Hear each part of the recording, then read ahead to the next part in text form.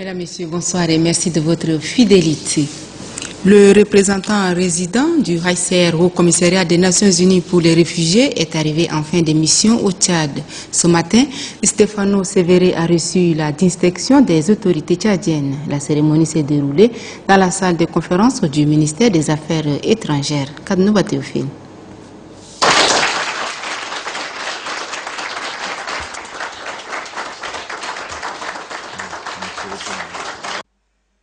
Stefano Severé est élevé au rang de chevalier de l'ordre national de la République du Tchad. Cette distinction témoigne de l'abnégation et de la loyauté avec lesquelles le responsable du Haut Commissariat des Nations Unies pour les réfugiés a accompli sa mission au Tchad. Stefano Severé s'est dit comblé par cette marque d'honneur des autorités tchadiennes. Je suis très ému, je suis honoré que le chef d'État de la République du Tchad m'ait honoré avec cette distinction. Une distinction que je voudrais accepter pour l'ensemble des acteurs humanitaires qui œuvrent au Tchad. Je voudrais aussi remercier de plein cœur la population tchadienne pour avoir accueilli pendant des tant d'années déjà 360 000 réfugiés soudanais et centrafricains. Le représentant du Haut Commissariat des Nations Unies pour les réfugiés, en fin de mission au Tchad, a saisi l'opportunité pour témoigner sa gratitude à ses collaborateurs. En marge de cette cérémonie de distinction, le responsable du HCR a été reçu en audience par la secrétaire d'État aux Affaires étrangères et à l'intégration africaine, TDB Ruth. Une occasion pour la secrétaire d'État aux Affaires étrangères et à l'intégration africaine de lui renouveler les remerciements des autorités tchadiennes. Après sa décoration, le responsable du HCR a été reçu par le Premier ministre. Stefano Severé est allé remercier le chef du gouvernement Emmanuel Nadingar pour la bonne collaboration qui a régné pendant son séjour au Tchad. Ramad Dayassan. Arrivé en fin de mission au Tchad, les représentants du HCR au commissariat des Nations Unies pour les réfugiés au Tchad, Stefano Severé s'est rendu à la primature pour remercier les plus hautes autorités du pays. Les échanges entre le Premier ministre Emmanuel Nadingar et les diplomates onusiens ont porté sur des sujets relatifs au dossier de coopération entre cette institution et le Tchad. Le chef du gouvernement a fait remarquer à son hôte que le HCR est l'une des agences des Nations Unies qui accompagne les autorités à sortir le Tchad de la pauvreté. Le représentant du HCR au Tchad s'est réjoui de la politique du développement socio-économique en cours au pays, avant de remercier le peuple tchadien qui a fait montre d'hospitalité en accueillant les réfugiés soudanais à l'est et centrafricains au sud du pays. Et la raison de la visite, c'était particulièrement pour remercier Son Excellence le Premier ministre pour l'accueil qu'on m'a donné ici au Tchad, le soutien que j'ai eu par toutes les institutions qui nous ont accompagnés, surtout le ministère de l'Intérieur, la Sénat, la Consadis, les Affaires étrangères et naturellement aussi le ministère du Plan. Stefano Severé s'est dit disposé à accompagner les autorités tchadiennes dans la recherche de la paix dans la sous-région. Le ministre de l'Information et de la Communication, porte-parole du gouvernement Hassan Sela Bakary, a tenu une réunion de travail ce matin avec les chefs des services de la radiodiffusion nationale tchadienne. Le ministre est allé échanger avec ses responsables sur leurs conditions de travail. Les deux directeurs généraux de l'ONRTV étaient également présents, ainsi que notre reporter Apolline Gani. Son compte rendu.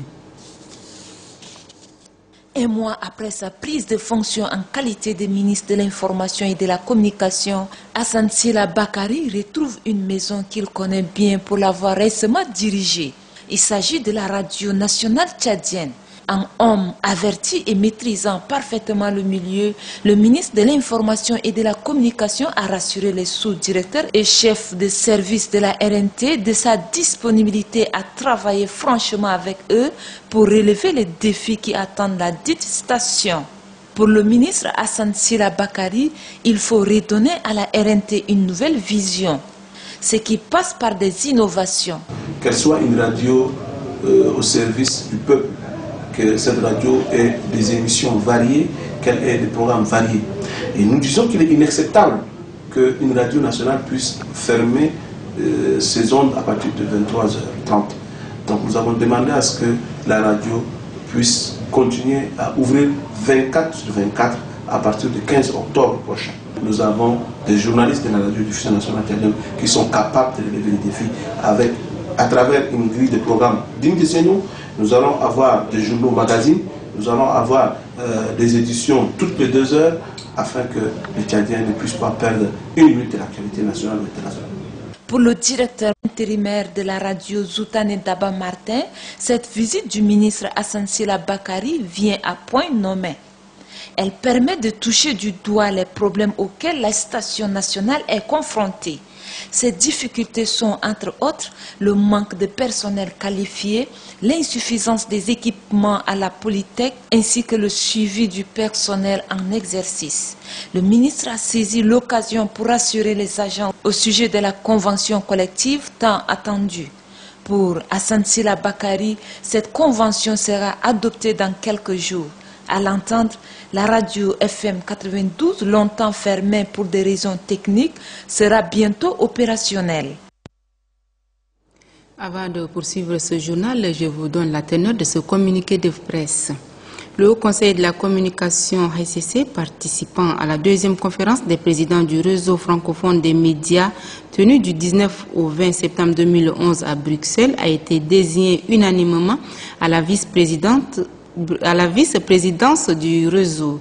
La délégation conduite par le président du HCC, M. Moustapha Ali Alifé, comprenant les conseillers Ngerabaye Adoum Saleh, Hadjaro Barkay et Yalde Begoto Oulatar, a présenté lors des travaux de ses assises les activités de l'instance de régulation du Tchad et défendu sa candidature face à d'autres. La désignation à la vice-présidente implique l'organisation par le Tchad de la prochaine conférence des présidents, la 3e prévue pour 2013 à N'Djamena. Le président du HCC travaillera pendant les 2 prochaines années avec M. Jassen, président du Conseil supérieur de l'audiovisuel de Belgique. La 2e conférence au cours de ces travaux a adopté la feuille de route 2011-2013 qui décline les activités à mettre en œuvre pour le renforcement et la consolidation des acquis de ce réseau.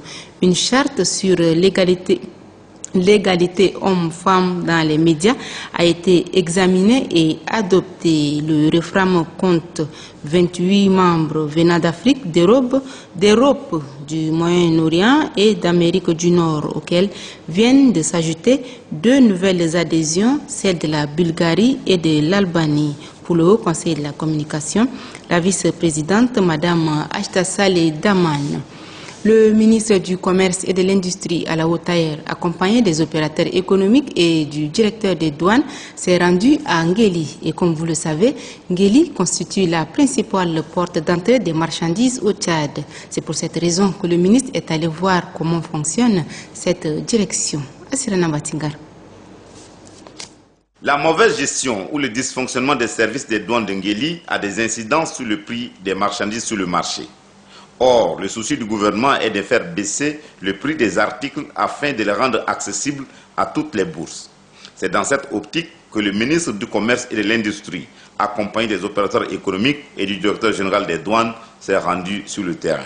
Objectif, constater de visu les activités et résoudre quelques malentendus opposant les opérateurs économiques à la SMT, entendez Société de manutention du Tchad. Celle-ci est chargée de réorganiser les services des douanes d'Ngeli qui doivent désormais fonctionner en réseau informatisé. L'appui du ministre a permis de faire converger les avis des différentes parties. Les questions essentielles pour un pays comme le nôtre, ce sont les questions de facilitation du commerce, les questions logistiques, les questions de transit. Avec le Cameroun, mais aussi avec le Nigeria, nous avons pris des dispositions pour faciliter tous ces mouvements de marchandises, parce que nous privilégions les solutions régionales pour les questions de transport et également d'autres questions connexes liées à la logistique. De Nguéli, le ministre et sa suite se sont rendus à la station Total de Farcha. Le ministre veut s'assurer des conditions de stockage et de vente des hydrocarbures. Avec la mise en service de la raffinerie de N'Djamena, les sociétés spécialisées dans la vente des hydrocarbures, dont Total, doivent se frotter les mains. Mais elles doivent aussi disposer des structures répondant aux normes internationales, surtout sécuritaires.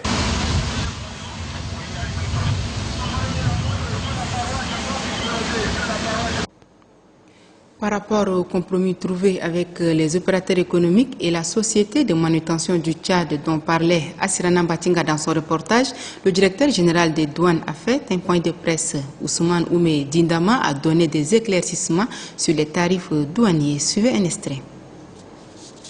La douane a joué un rôle déterminant dans la crise qui a prévalu entre la société de manutention du Tchad, SMT, et les opérateurs économiques, tout en faisant prévaloir l'autorité d'État suite à l'application des tarifs fixés par la haute autorité concernant les prestations de services de la SMT sur la plateforme d'Anguéli.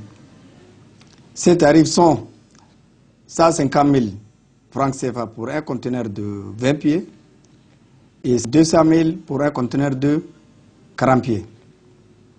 Il faut rappeler ici que cette crise a longtemps duré, environ 3 ans, car les grilles tarifaires antérieurement fixées par la SMT s'avèrent trop exorbitants.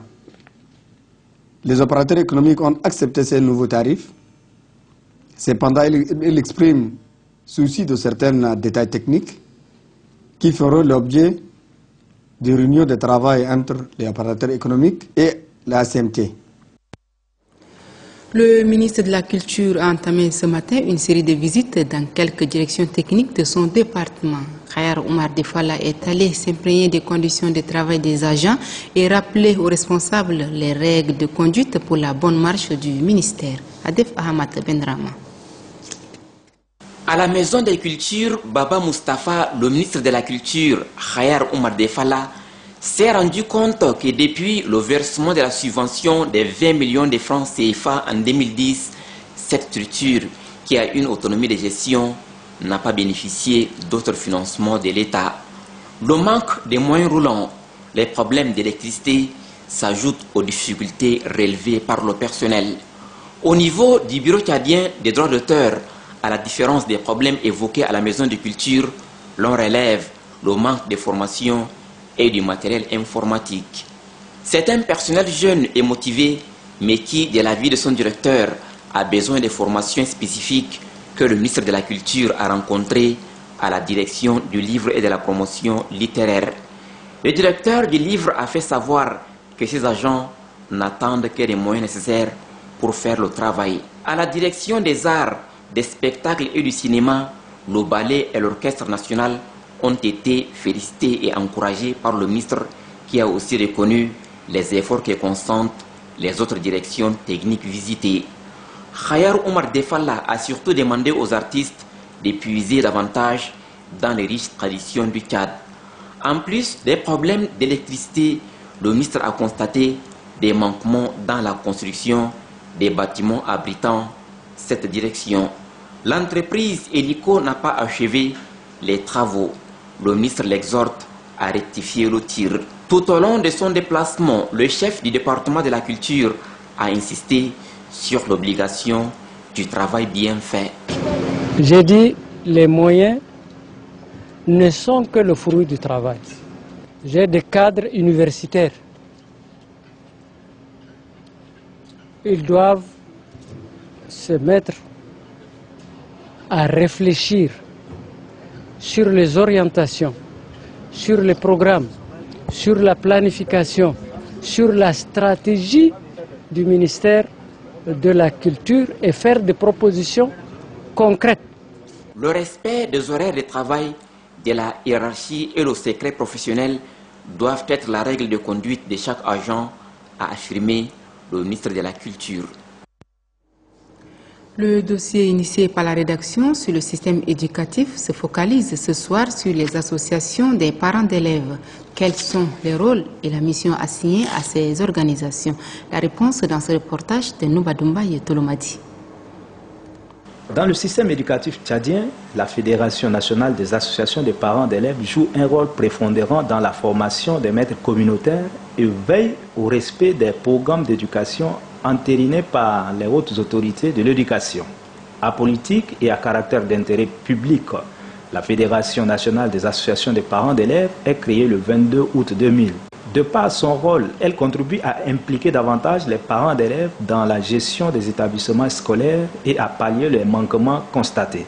Pour le président de la Fédération nationale des associations des parents d'élèves, M. Bamaï Mamadou Boukar, son organisation appuie l'État dans la formation des maîtres communautaires afin de combler les défaillances. Au regard, comme je le disais, aux insuffisances de l'État, les parents aujourd'hui, comme école, ils ont plus de 45% des écoles communautaires créées par eux-mêmes, construites et équipées. Et ils prennent en charge les enseignants qu'on appelle les enseignants communautaires.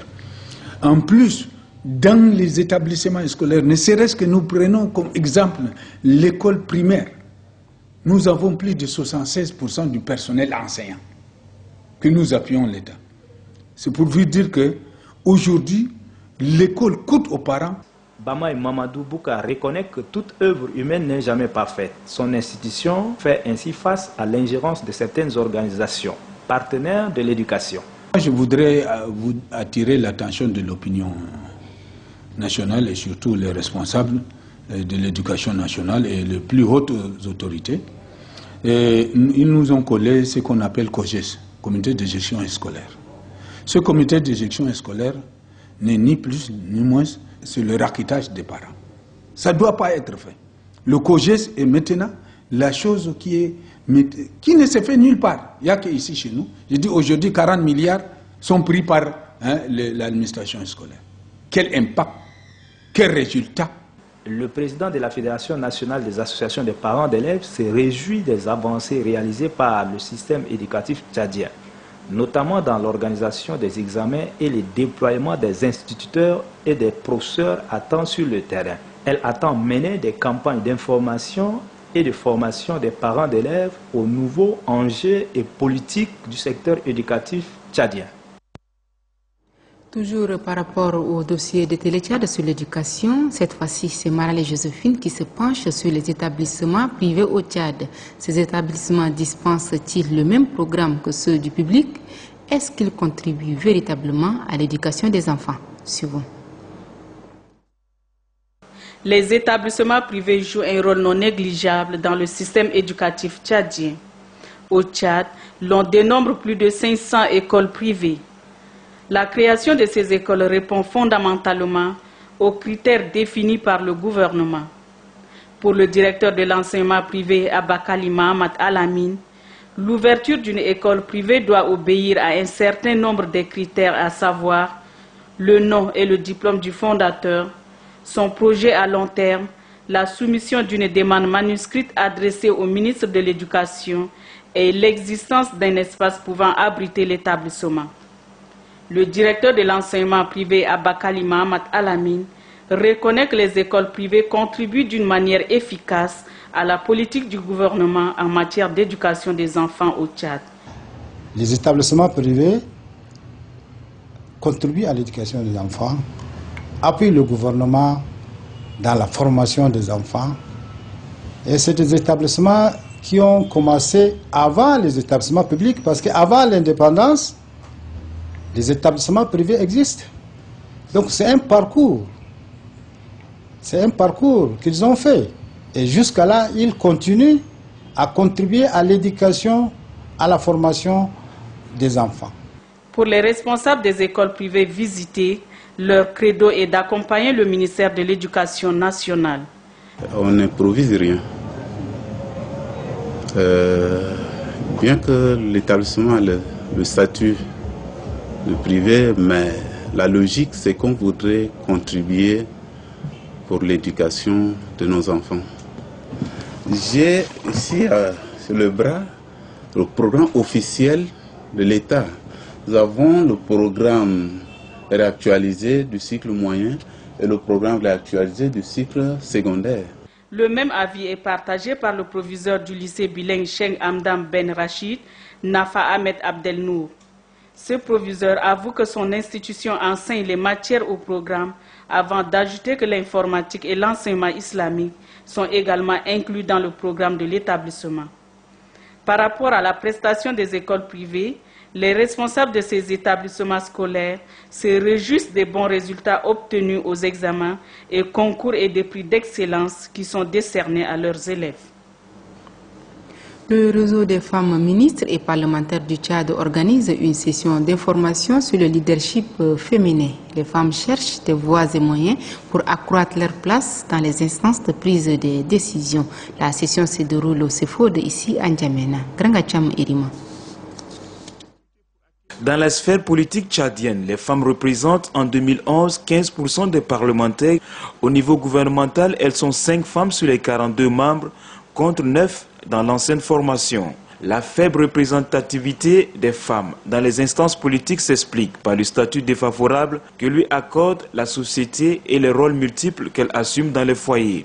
C'est pour explorer les voies et moyens afin d'accroître sa place dans les instances de prise de décision que se tient cette rencontre initiée par le réseau des femmes africaines ministres et parlementaires du Tchad. L'atelier de formation, objet de notre rencontre de ce jour, est le premier de l'ère de la Renaissance, certes, pour notre organisation élargie à dessein à quelques femmes occupant des postes de responsabilité au sein des départements ministériels. Mais cet atelier en est un énième dans notre combat commun avec la cellule d'information et de liaison des associations féminines entendées CELIAF pour la promotion des droits de la femme. Le réseau des femmes africaines ministres et parlementaires du Tchad reçoit l'appui du Fonds des Nations Unies pour la population. Selon le représentant de l'UNFPA, Mamadou Diko, son organisme continuera à appuyer les interventions qui visent l'égalité et l'équité entre les femmes et les hommes. Au-delà des femmes ministres et parlementaires, cette rencontre, qui se veut interactive, est élargie aux directrices, chefs d'arrondissement et militantes, membres des bureaux des partis politiques. Sa finalité est de favoriser une prise de conscience individuelle chez les femmes du rôle qu'elles peuvent exercer en tant que leaders au sein des entreprises et dans la société.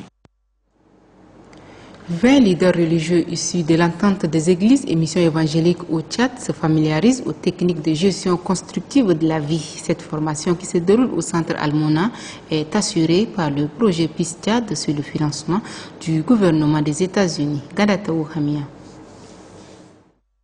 Les leaders religieux jouent un rôle important dans la gestion des conflits de par leur position. Objecteurs de conscience, ils demeurent un vecteur par lequel est véhiculé tout message de paix dans une communauté. Il est donc nécessaire que ceux-ci connaissent comment les conflits prennent naissance et quels effets ils produisent au sein de la population. C'est pour répondre à ces soucis que se tient cette formation qui vise à outiller les leaders religieux des stratégies à même d'endiguer les facteurs qui favorisent l'aggravation et la propension des conflits. Nous estimons que si vous n'êtes pas outillé suffisamment, vous pouvez plutôt jouer un rôle contraire à ce qui est normalement le vôtre. C'est pourquoi Peace Project et Counterparts se donnent vraiment l'accent avec tout le personnel qui est mis en œuvre pour la réalisation de cet atelier, de vous donner des outils nécessaires afin de mieux analyser et de mieux comprendre quels sont les enjeux de votre fonction et de votre rôle dans vos communautés respectives. Pour le chef de mission adjoint de Counterparts International, si les leaders religieux sont mal outillés, ils deviennent des facteurs potentiels de multiplication des conflits. Plus qu'une formation, soutient-il, c'est un cadre d'échange de connaissances et d'acquisition d'expérience qui s'offre aux leaders religieux afin de mieux prévenir et résoudre les conflits pour la consolidation de la paix au Tchad. Le groupe AVD Institut Tchad étend ses branches aux bacheliers, élèves et agents de l'État. Les responsables de cet institut privé viennent de créer une école de détectives, une première du genre au Tchad pour assurer la protection des personnes et des biens. N'est-ce pas, Kadnouba Théophile? La sécurité des biens et des personnes constitue le gage du développement de toute société. Le Tchad, qui amorce une nouvelle période de développement socio-économique sans précédent, a besoin des agents de protection et de sécurité compétents. raison pour laquelle l'État encourage les personnes de bonne volonté à s'impliquer dans la formation en matière de détective. L'Agence des volontaires au développement AVD Institut Tchad est la première institution privée à répondre à cet appel en ouvrant ses portes aux jeunes ayant la vocation de faire carrière dans ce domaine. Nous sommes en train de voir que le Tchad est en train d'évoluer. Le Tchad est en train, n'est-ce pas, de se libérer sur le plan économique. Donc on aura besoin de ces gens-là pour assurer, n'est-ce pas, pour accompagner le développement du Tchad.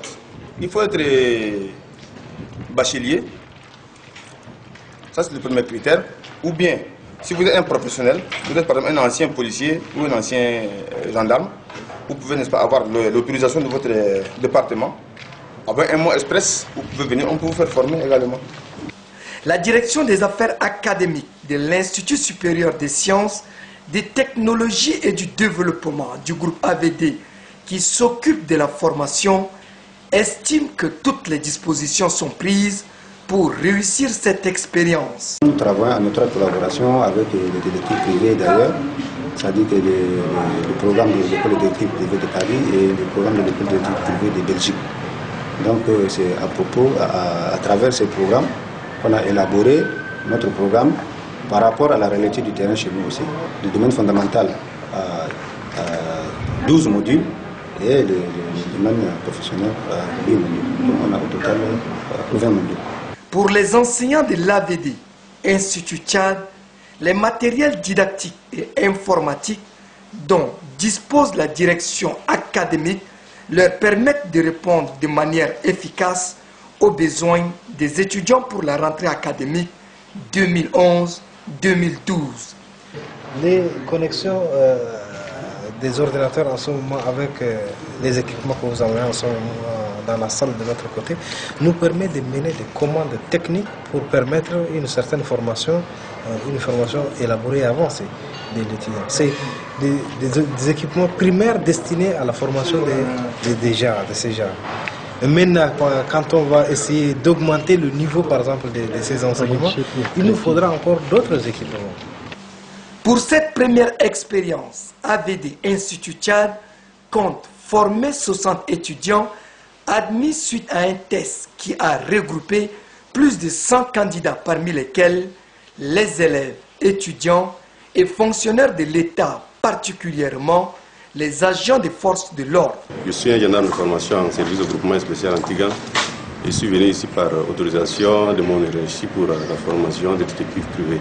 Parce que j'ai vu que la formation des détectives privés va dans le sens des recherches et des enquêtes. Alors donc, cela me permet de m'épanouir dans mon service. Cette initiative du groupe AVD Institut Tchad est appréciée à sa juste valeur par les représentants du peuple qui attachent du prix à la sécurité des biens et des personnes. Si la population veut aider l'État à contrecarrer cette insécurité, la population doit s'impliquer et les détectives privés sont bien là pour pouvoir renforcer la sécurité au niveau de l'État, des sociétés, des banques. Cette école, qui est la première du genre au Tchad, a obtenu son autorisation de fonctionnement par arrêté numéro 22 du 1er juin 2011. Ce public reportage met un terme à ce journal. Merci à vous tous de l'avoir suivi.